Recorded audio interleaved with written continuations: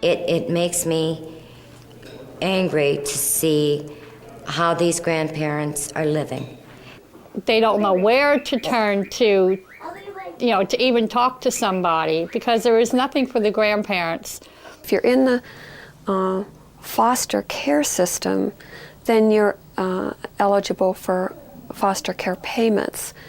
But if you're just have custody of your child, you don't necessarily have to be a part of the foster care system, so there's no financial subsidies for you. There is a guideline for kinship care that the federal government has, but then each state is to adopt their own. And that's where we're running into problems.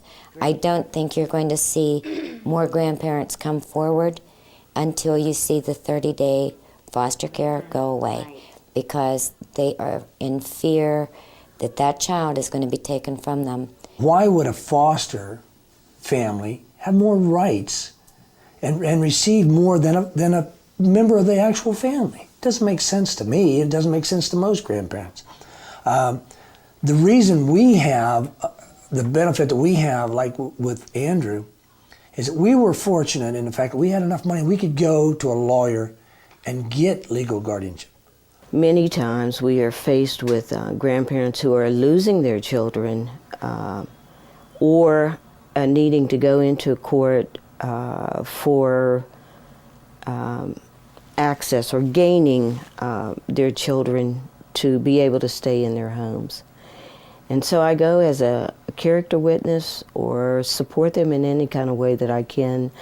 I want the courts to know that these people are really trying. Family ties are important, and we don't want to see them broken. There's no standard law in this nation for children, period. I mean, if you're a grandparent raising a child in Pennsylvania, it's not the same as raising a grandparent raising a child in Ohio. Now, we have laws passed to regulate the speed of an automobile on a highway, but we don't have anything. There's no standard for child care. It's crazy.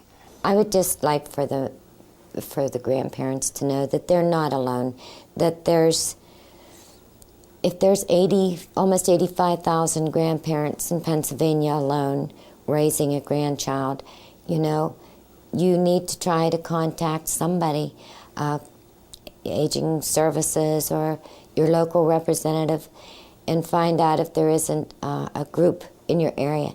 Not only do you need the support, but so does the child. One thing we have to do is network. We have to be able to give our so-called expertise to other people to help them. There should not be any boundaries here, and that's what stops us from succeeding in programs and activities that all people need to have a part in. We have to tear down the walls. Maybe together we can get things moving and get things changed for the better.